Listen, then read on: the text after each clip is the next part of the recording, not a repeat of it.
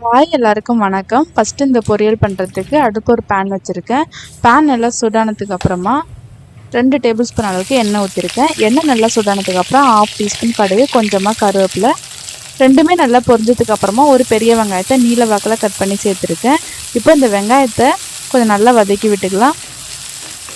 வெங்காயம் நல்லா வதங்கினதுக்கு அப்புறமா உருளைக்கிழங்கு கொஞ்சம் பொடி பொடியாக கட் பண்ணி சேர்த்துருக்கேன்.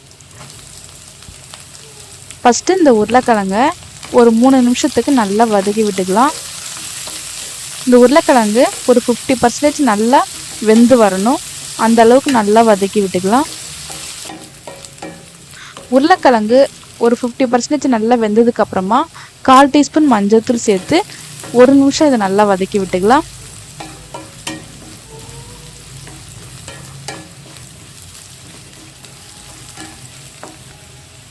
நல்லா வதக்கி விட்டதுக்கு அப்புறமா 1 டீஸ்பூன் மிளகாய் தூள் சேர்த்து இதையும் சேர்த்து 1 நிமிஷம் நல்லா வதக்கி விட்டுக்கலாம்.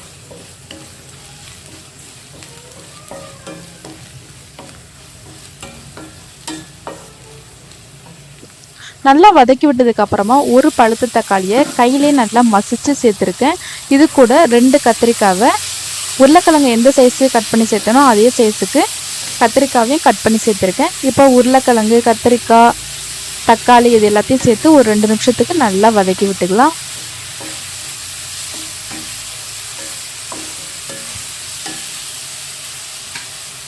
நல்லா வதக்கி விட்டதுக்கு அப்புறமா இந்த வறுவலுக்கு தேவையான அளவு உப்பு சேர்த்து 1 நிமிஷம் நல்லா கலந்து விட்டுக்கலாம்.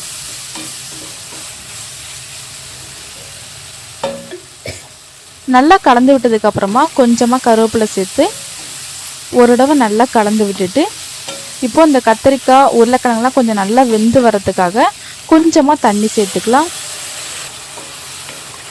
தண்ணி சேர்த்து ஒரு தடவை நல்லா கலந்து விட்டுட்டு இதை மூடி போட்டு மூடி வச்சுக்கலாம் ஒரு 5 நிமிஷத்துக்கு. அப்பப்போ இடையில மிக்ஸ் பண்ணி விட்டுக்கோங்க. அடுப்பு ஸ்லோ ஃப்ளேம்லேயே வச்சுக்கோங்க. பாருங்கள், தண்ணியெல்லாம் வற்றி நல்லா எண்ணெய் பிரிஞ்சு வந்துருச்சு.